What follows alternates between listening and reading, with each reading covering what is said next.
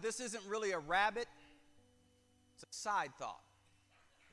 I want to come back to this verse, but when I was writing this out yesterday, I had this side thought. Do you suppose when David woke up that morning, he had any inkling, an unction, an understanding, a prophetic dream that this would be the day of days? You see, this is the day a shepherd became a legend. This was the day when David would have his breakthrough that would put him on the direct path to the throne. This was the day. But I don't believe that when David woke up that day, he had any inkling this would be the day. Now, my question to you is this. What if David had been too haughty, too arrogant, to say, don't you understand, Daddy, that just in chapter 16, I was anointed by the prophet to be the king. And now you're asking me to deliver bread and cheese? Don't you know I'm the king?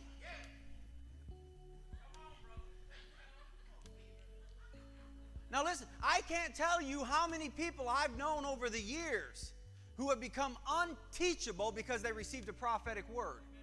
Arrogant and narcissists who wouldn't do anything. What do you mean serve in the church? Don't you know I'm anointed to be a prophet to the nations?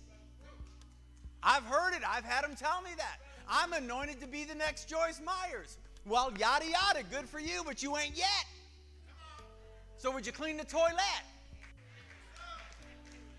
And they won't do it. Now, this is what I want to ask you, and this is just a side thought. Do you suppose David would have missed his destiny had his arrogance got in the way?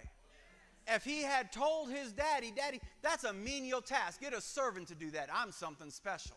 I'm anointed for great things. But David had no such arrogance. And when his daddy said, would you take this to your brothers, who didn't even like David? David did not protest. He did not talk about the prophecy.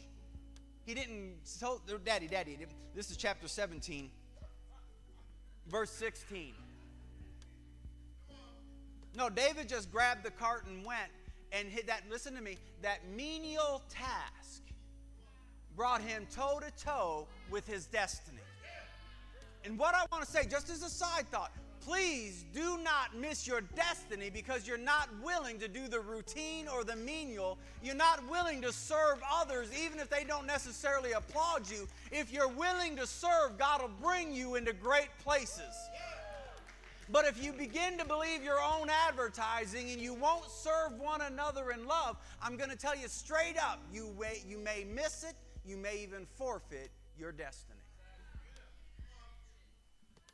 David wasn't arrogant, so David didn't miss it.